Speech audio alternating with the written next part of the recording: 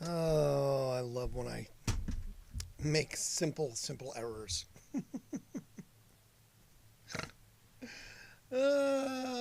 Hey, so apparently I'm live. I didn't realize I was live or not live. I thought I did it, and I was like, oh, wait, I didn't even start yet. So I'm already screwing it up, and it's only Monday. But that's what happens, right? It's Monday. So for anyone that wasn't here last night, if I look like I'm leaning sideways, I took a face plant yesterday. I tripped over my shoelaces. Yes, as you do when you're a kid. Don't forget to tie your shoelaces. I have these crazy Gore-Tex sneakers that have a closed loop shoelace. It's easy. You just kind of pull a little string that locks you, shove it in, you're great. Don't have to, lace. It's made for children probably. I don't know. Super easy. But apparently when they untie, you have a loop. And said loop apparently tripped me yesterday. And I, like a tree, fell about 6 feet. Caught myself at the last second, hands down. And I was picking rocks out of my hands last night while I was doing this. I think I got them all out. But I've got bruised hands. I've got a nice swollen hand. Got a big old bruise on my shoulder and a big old golf ball on my ankle. Yeah. Tie your shoelaces, kids. Tie your shoelaces. Woo! August 18th, episode 79. How's everybody doing tonight? Outstanding. So this right there, that's Heinz Verified. So that's the Stephen He show that I am the cameo / co-star in. Go check it out. Make comments on it. If you watch all of them, that's awesome. There's like 9 episodes. Take about an hour and a half of your life. If you don't, you can just go to the 9 episodes and make comments about needing more of me, because that just will hopefully, potentially, and non-regrettably get me out on the road again so that they can pay me a fair wage and I can have more adventures. Let's adventure. Anyway, I was driving today. I'm going to get to the picture that it was, if I can get there. Whoops, nope, wrong one. Let's see. I had to take the picture of this because it made me laugh because it was just so ridiculous. This is a giant ass dog in this tiny little car. It's, I think it's called like a Brundle, maybe Great Dane, but it was just so big. It was poking out. Like, I didn't capture the picture when it was like fully extended, but it took up the entire back window, and it had its head stuck out the one and its tail was out the other. And then it turned around in the car and like did it again. And the car like shifted as he did it. I was like, bro, you need a bigger boat, Like, it just was hilarious. I had to take the picture of the crazy large dog inside the tiny small car. I only started from the back because I really wanted to pass by and see the driver of this dude. Just, what do you look like to own A, that big of a dog, and B, put that big of a dog in such a small car? That's all. I just found it amusing. I amuse myself if nobody else can. So, and if I can't amuse myself, then hell, I can't amuse you. Anyway, let's see. Today is Pinot Noir Day. So if you're a Pinot Noir fan, enjoy. It's Pinot Noir Day. You still have a little bit of time to do that. It's also Fajita Day. And it is Ice Cream Pie Day. So I did have a Jenny's, and I think this is pie, like pie, but I did have a Jenny's ice cream, like round thing, like the, little cake that has the little wafer on the top and the ice cream in the middle. I mean, hey, I got as close as I could. It almost worked, but it was still delicious. And then it's also National Mail Order Catalog. Do people actually get paper catalogs anymore, or just to go online? I remember getting like so many of those, here at the office and everywhere else. But do we even get those anymore? I don't remember seeing a lot of them. I think they've lost some of the panache, because you can just go online and find whatever it is. But, when it did come to your house, you could sort of specifically go, ooh, look, this really cool thing would look great on my front porch that I don't really need, but it's very expensive, so I should own it, right? Now you have to go find it on somebody's Pinterest, or, when you're watching a TV show, it says, buy this now, click here.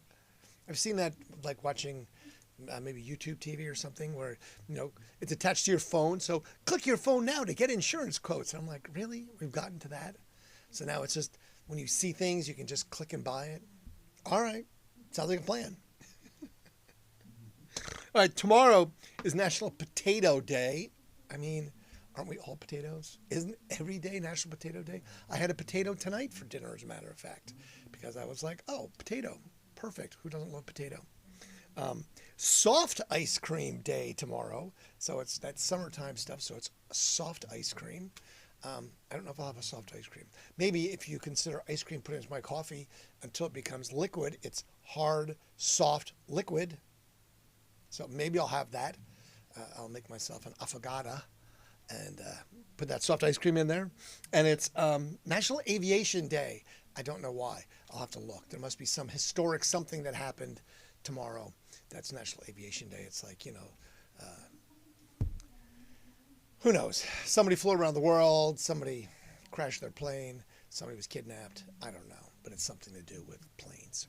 So it's Aviation Day. All right. So what happened on this day throughout the world over time?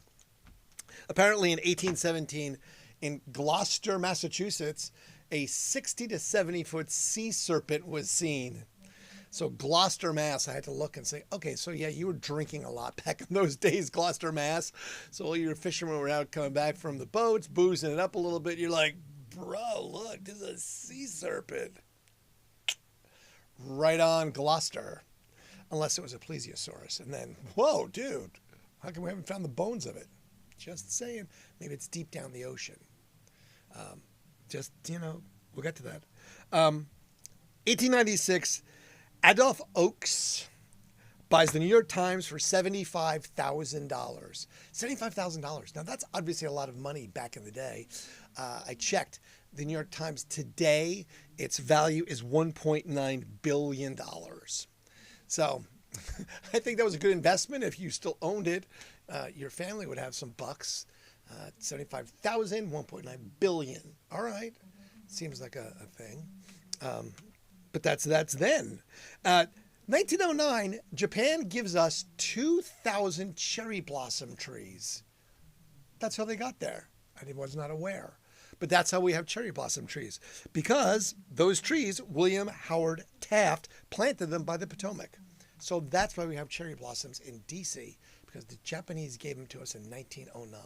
Apparently we liked them back then, or still like them, but that's when we said, hey, cool, we'll take 2,000 trees from you. And there you go. That's why we have cherry blossoms in D.C. Learn them every day. 1919, now this is, I think, interesting, the fact that there was an anti-cigarette league started in Chicago in 1919. So already they were like, cigarettes are bad for you. In 1919, okay? And still, to this day, they're fighting over smoking cigarettes. We're just dumb animals, aren't we? They told you it was bad in 1919, you're still doing it. I'll bring up an interesting point about rewards and punishment at some point here. Mambo King, in 1958, Perez Prado received one of the very first gold records ever. I have a lot of gold records sitting around here for the radio station. I don't know if I'm going to do them all because they won't fit into my tiny little space here. I've got 7 feet by 8 feet, and I don't have room for all these gold records because I have shelves filled with my crap. So I don't know what I'm going to do with them. At some point, I'll have to figure out where to put them, store them, hang them, ship them, display them, something. I don't know. We'll see. 1962, Peter, Paul, and Mary release If I Had a Hammer. I listened to that song because I was like, I always try and listen to the songs that I'm talking about because you can do that. I can just go to YouTube, Google it, and it's like, oh, that's what that song was. Peter, Paul, and Mary, If I Had a Hammer. Okay, I'd hammer all day. Sounds like a plan. I was like, whatever, man. Then we jump all the way to 1987. Ohio healthcare worker Donald Harvey receives 3 life sentences, apparently for poisoning 24 patients. Now, didn't we just have a doctor that was accused of doing exactly that only a couple of years ago? What is up with Ohio and poisoning our patients, man? Like, seriously. Sounds like this is a bad thing to do. Yeah, I'm just going to poison you. You're a patient, so you deserve not to make it. Okie dokie. Yeah, I mean, that's wild. Because I was like, wait a second, didn't we just have this happen? This isn't the same, like, time frame, but that's nuts. 1988, Mazoxidol is approved for hair growth by the FDA. Don't need any yet, but you never know. You never know. You know, getting that widow's peak here. What do I say about earthquakes? 1994, 5.6 in Algeria. So I'm telling you, it has to be something about maybe this time of the year. If the Earth's axis, where we are, it's pulling on us a weird way. Maybe it's like pulling on us this way instead of this way. And we get earthquakes at this time of the year. That's just me, the amateur geologist, saying it. I'm going to have to actually see if I can do some research. Because I did look, like, when the largest earthquakes were. And they are kind of spread out throughout time and the world. But, you know, it makes a good story, just like the aliens are coming on this giant interstellar object, right? And I told you I started watching Invasion. It's an on Apple TV series. That's all right, interesting. Obviously, interstellar explorers coming to destroy us. Are they telling us what's happening? Are they warning us on TV shows about what's coming? You know, the whole Simpsons ploy, that it's just warning us and preparing us for what's about to happen. Just asking. 2004, the BTK, bind, torture, kill. Serial killer is caught in Kansas. I believe, what was that guy's name? Dennis Rader was BTK. I forgot how they caught him, but he was, again, one of these, like, psycho serial killers. Clearly, if you're, you know, call yourself BTK. But again, taunting the police and everything else with, you know, catch me if you can kind of thing. Again, weird species we are. 2017, we've talked about this recently a lot because of the historical evaluation, but in 2017, the USS Indianapolis is rediscovered by a private citizen group searching for it, and they found it off the coast of Japan in 18,000 feet of water. I didn't look to see if they actually did anything with it, but if you remember, the USS Indianapolis is the naval vessel that brought the parts over to Japan before the bombing of Japan, Hiroshima and Nagasaki, and was sunk by, it was a destroyer, and it was sunk by a Japanese torpedo with 1,198 men on it. 300 died initially in the sinking of it, and then they weren't rescued for 4 days, and another 800 were eaten by sharks, basically. And that's why the movie Jaws was written about it. And Robert Shaw, who just had a birthday recently, we talked about in the movie Jaws, he gives a rendition about the scar that he got when he was on the USS Indianapolis. So it's just very interesting historical fact. I just find that to be fascinating, that the interconnection of all these things, especially, you know, something like that where, yeah, wow. I thinking about how you would going by shark is not one of those. Apex predator, maybe we're not when you have a shark-infested water. Just saying. Anyway, 1956, Elvis Presley, Hound Dog, and Don't Be Cruel moves to #1 and stays there for 11 weeks. And it becomes a record for a single to stay in the #1 for that long. Gold Elvis. And then, of course, just the other day was the anniversary of Elvis's passing in 1977. That happened actually Saturday night when I was doing the Soul Festival. And I was unable to, in fact, notice that because, gee, I was doing the Soul Festival. So here's a picture of me at the Soul Festival. So there you go. There's me at the Soul Fest. Looking all smiling happy. But anyway, so Elvis went to #1 again with Hound Dog and Don't Be Cruel for 11 weeks. Also on this day, 2 Beatles things in a row. First, this was the day of the Beatles' first public appearance ever. And this happened in the Indra Club, I-N-D-R-A, Indra Club in Hamburg, Germany. So that's where they first appeared in front of a live public audience, the Indra Club.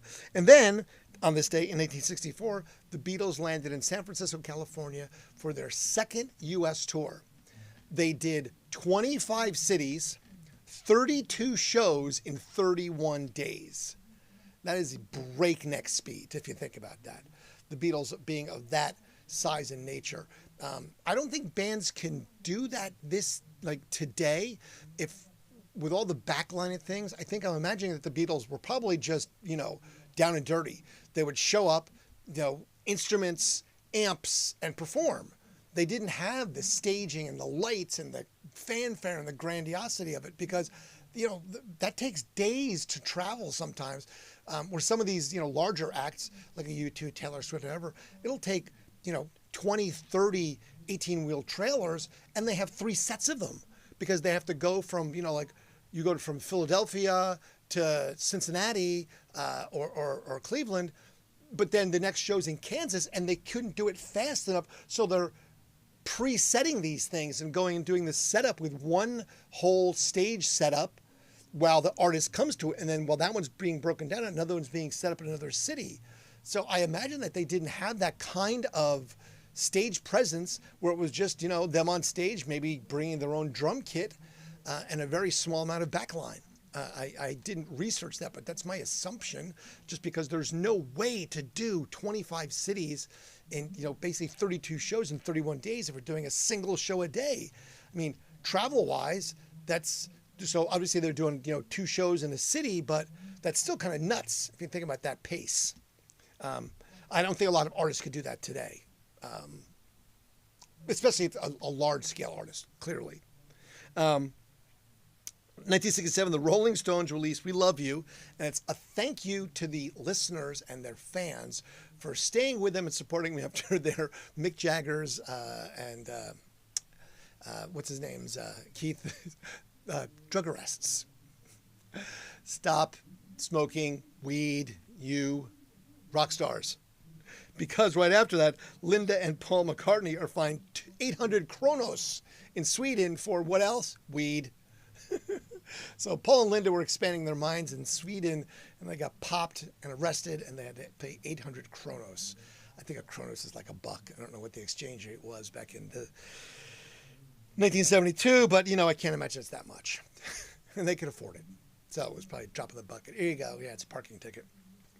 1986, Bon Jovi's Slippery When Wet is released, and it becomes the top-selling Billboard album of 1987. I've told you the story that I played racquetball with John Bon Jovi.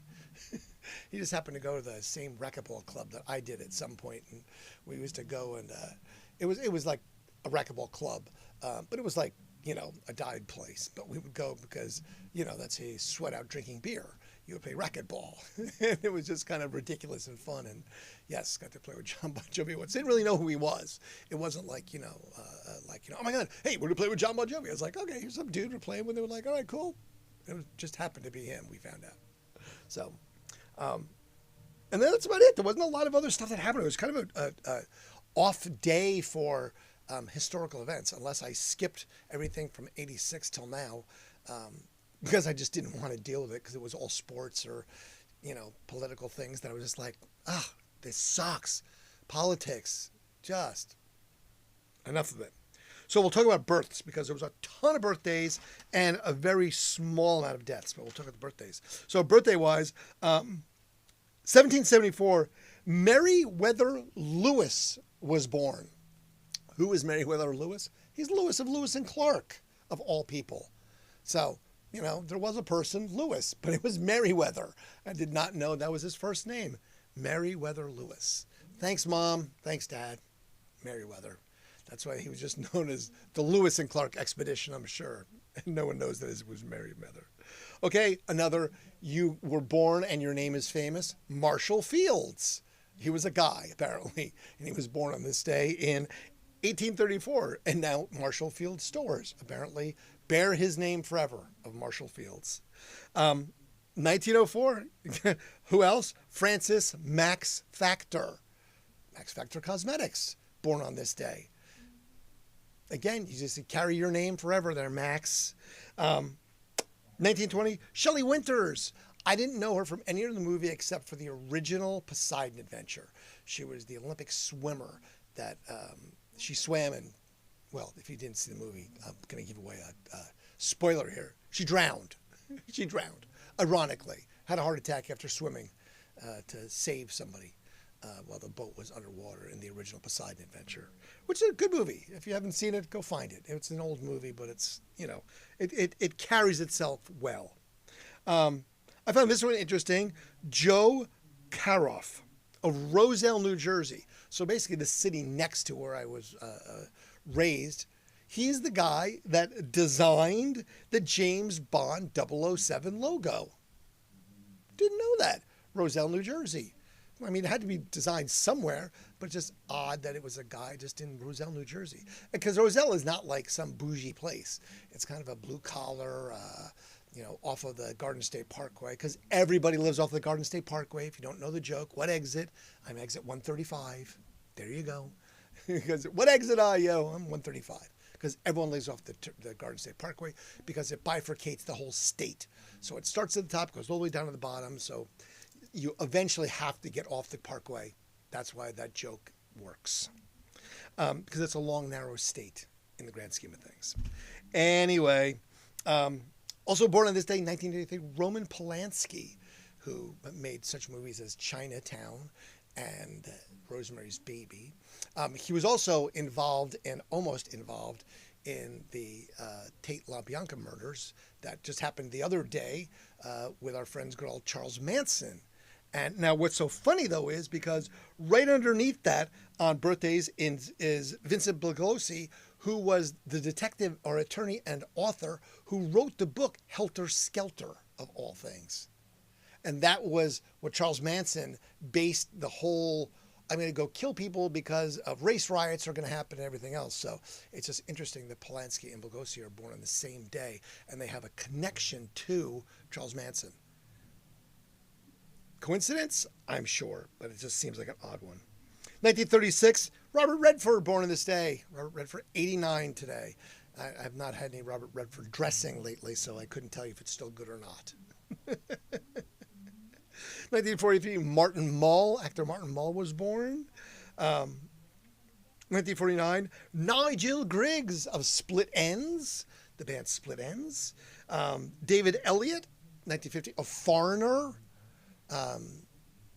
Our good friends Foreigner, who you can't love that. Carl from Aqua Teen Hunger Force, favorite band always for Carl was Foreigner. 1952, Elaine Boozler, comedian Elaine Boozler was born. Which now this is funny because there's a bunch of comedians that were born on this day. I was like, okay, so this is a funny day. Patrick Swayze was born on this day. Roadhouse, Patrick Swayze, that guy. No longer with us. I forget how he died. He didn't say, and I didn't bother to look. Marvin Isley of the Isley Brothers, Cincinnati, Ohio. Did not know that. I did not know he was from Cincinnati, Ohio.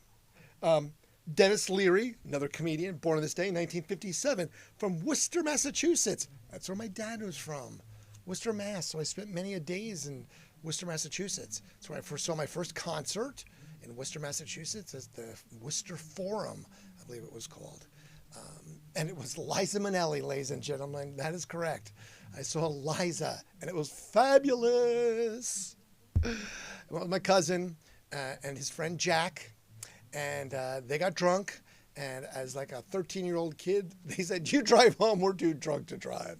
So I drove the giant Buick Chrysler something back from the Worcester Forum in Worcester, Massachusetts, after seeing my first concert, which was Liza Minnelli. Oh, Lord. 1969, Christian Slater, actor Christian Slater. Also, Edward Norton, actor Edward Norton. And Master Killa from Wu-Tang, all born on this day in 1969. 1970, Malcolm Jamal Warner was born, and we just actually lost him from The Cosby Show. He died on July the 20th, so he made it past his birthday thing. But I don't know, where did we find that 10% rule should be? How close on either side of it? I mean, I still think it's close enough. It's only a couple weeks. So, that whole dying on your birthday is 10% more likely just before and just after. I'm going to put him into the zone of he fits in that 10% category. 1973, Luke Fickell from Columbus, Ohio. I only happened to catch it because I saw Born In, and I'm like, oh, Columbus, Ohio. I was like, wait, Luke Fickell. Oh, yeah. Football coach Luke Fickell. Ohio State player Luke Fickell. Columbus, Ohio. I was like, oh, he was actually born here in the shadow of the stadium. One of those guys. Not bad. And then 1975, Caitlin Olsen, Always Sunny in Philadelphia. I said I started to get back into watching that. I didn't realize there was like 18 seasons of that. Yeah, it just keeps going and keeps going, keeps going. So, you know, I have to watch it in small doses because you get a very jaded kind of view of the world. But that happens. 1978, Adam Sandberg is his birthday today. And then 1992, Frances Bean. If you know who Frances Bean is, that is the progeny of Courtney Love and Kurt Cobain. So Frances Bean Cobain. I didn't really look and see what this person is doing these days, but I'm sure just, you know, living off that name of heritage and hating her mom because, you know, of course you have to hate Courtney Love. People that have passed away on this day. Genghis Khan, and they said approximately 65, so apparently I don't know how old he was. But yes, Genghis Khan was a real cat, and he died on this day.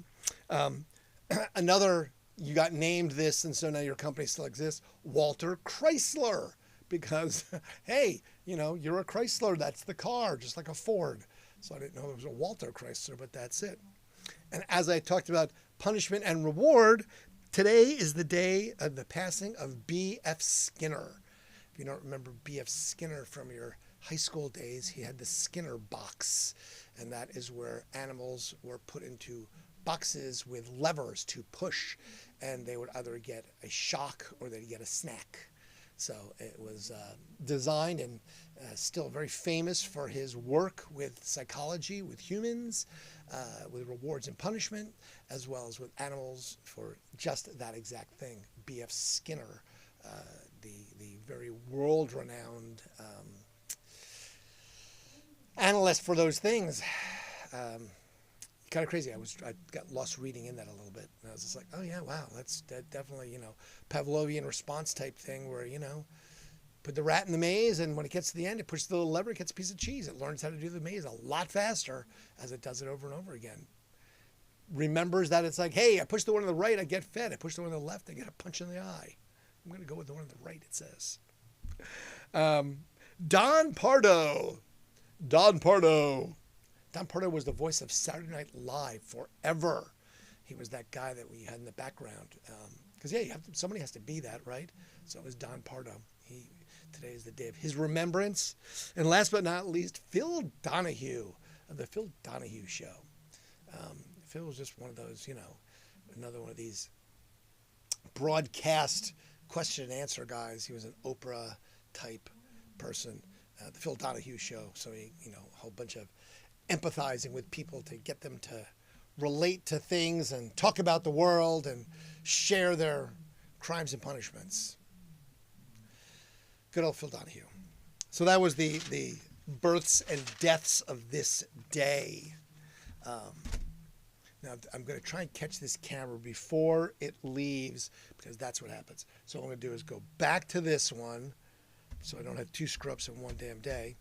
And I'm going to go to this camera and I can click on this little button and I can say, hey, have I told you about this? It's Heinz. It's Heinz Verified. It's Day Trippin' with Heinz, starring Stephen He and co-starring me with my cameos, the guy that never gets fed. Go there. Find those episodes. Like them. Make comment about them. Comment how you need more me. How that's what you just care about. We don't care about, no, I mean, don't badmouth Steven. Steven's actually a really, really nice guy. I don't mean that you don't say something negative, but positive about me. That, you know, more me. That's the whole point. Because I want to do this again. Because my big scene that I was all excited about hit the cutting room floor. And I'm getting tired of talking about that. So I need new scenes.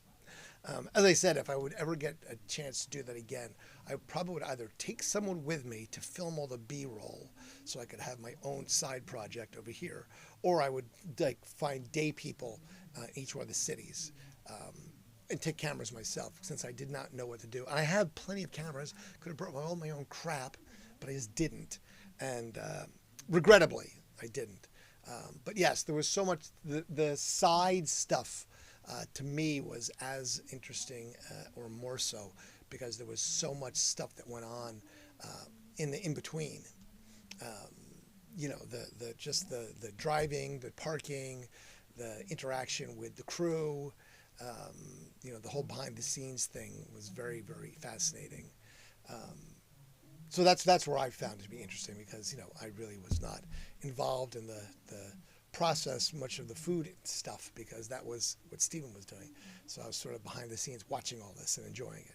So feel free to make comment on it, and that would be just fantastic. So it's an interesting week. So Thursday would have been the 35th anniversary of the radio station.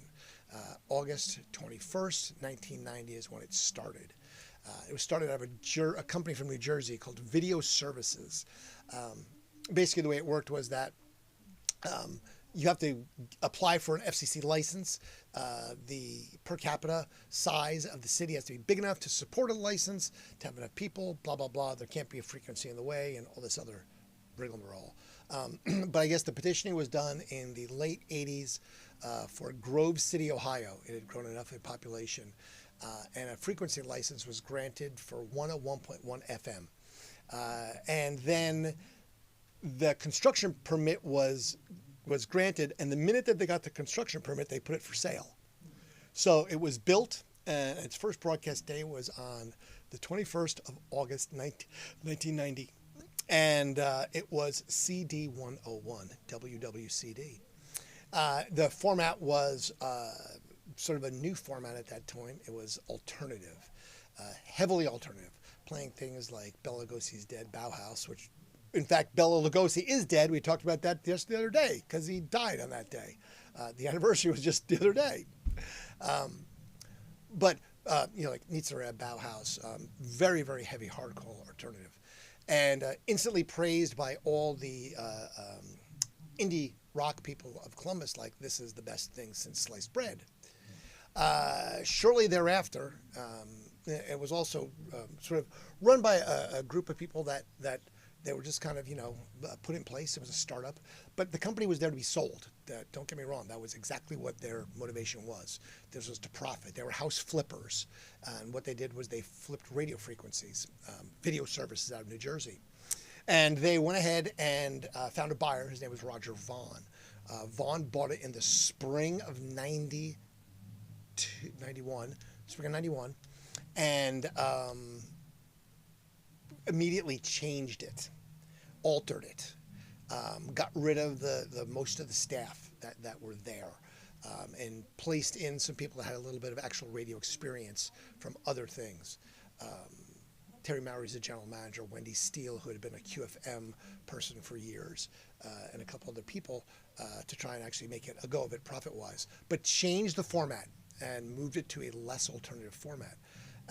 With that, the front page of the alternative paper, the Columbus Live at that time, was a picture, the angriest listeners in the world. The 101 logo was compromised, and the little ovals, and people that cut them and wrote the word not, N-O-T, because it could be not one. And that was sort of this protest if you cut the stickers up. I came stumbling in the door in the summer around this time, just a little bit before the 1 year anniversary of the radio station, seeing about getting involved because I found it and like, oh my God, I like this. I know this music. You know, it's where I grew up in New York. And they weren't ready for me. They had no interns yet, and they were just sort of getting into it. But I was trying to get involved with something with Warren Miller Films, which we did in the fall with the Ohio State University Ski Club. I was the president of the ski club at the time, and I've told you that before because, look, I've got the card. Lifetime member. And with that sort of started my career in the radio business. So I stumbled in the door in just about this time, and I actually became an intern in the September-October range of 1991. when I actually sort of started working for the station. And that's the story about where this all came from and how this occurred. But the radio station's history goes, very deep for 35 years. So the anniversary would have been this coming Thursday, with all the trials and tribulations that it went through over the years. So I'll probably talk a little bit about that, the next few days as we're getting up to it. It's also now, I will bring it up because I've hinted to this for months and months and months and months and months. This is hopefully the final meeting that we'll have with the city in regards to the sale of the property that housed the radio station, the HRC. So we'll appear before them and we'll see what happens, because it's considered that it was a historic building because it was the Swiss Club and it was built in 1963, and any building over 40 years is looked at to be historic at this point.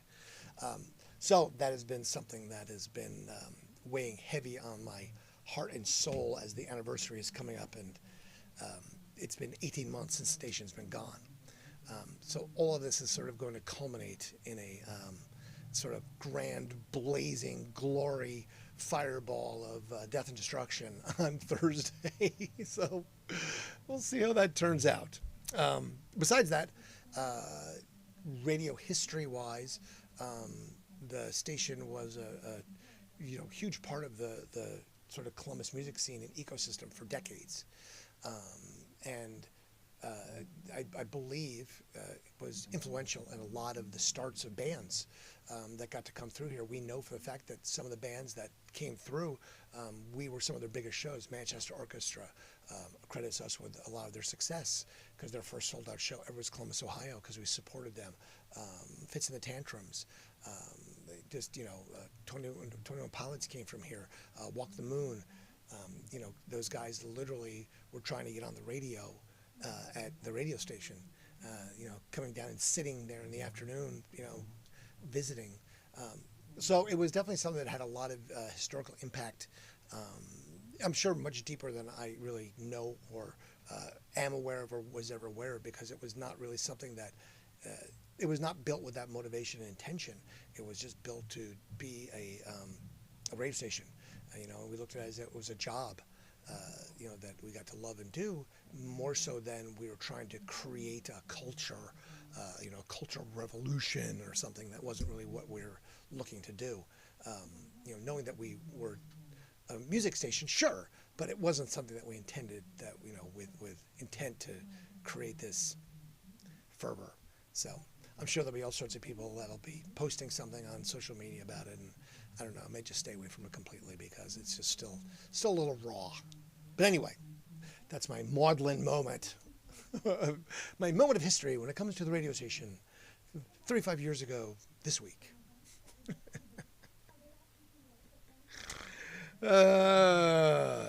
So there you go. All right, on that note, I am going to depart because I am exhausted for some reason. It's probably because my body needs to heal after hitting the ground so hard yesterday. I realized how stiff I was.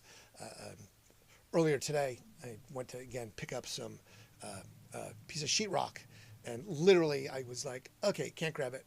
Nope, no hand strength. Cannot close my hand hard enough to pick up a board. I was kind of picking up like this and kept on dropping this side. I'm like, yeah, I was like, gonna need some assistance here. But that's what happens. So my lesson for you today is, and I'll say it again probably for a few days, tie your damn shoelaces. Don't walk around with your shoelaces untied, especially if they're the loopy type that have the little loop that are easy to pull and lock, because, yeah, they're kind of unforgiving. Let's put it that way. Absolutely unforgiving. So, appreciate you, friends. Thanks so much for being here and spending your time with me. I'm going to, like I said, I'm going to go fall asleep back on the couch again, as I did earlier today. We'll do this again tomorrow, but completely different. I actually, like I said, I do have to work on this. So if you aren't a subscriber to this, like and subscribe to this, because I have to get this trademark, not reinstated, but I guess quantified again. I want to make sure that I have to check it out every time, so I have to go to this trademark and patent office online, and it's just diabolical how many hoops they want you to go through. Governmental regulations. But that's the way it works. Anyway, that was that. So have a great evening. Have a wonderful, wonderful rest of your week, starting tomorrow with Tuesday. And I look forward to seeing you all again here tomorrow. And we'll do this all again, but completely different. Or not. I don't even know anymore. Thank you. Be well. And fade to black. Oh no! Fluffy rabies! Ah! Sorry, you missed all the fun.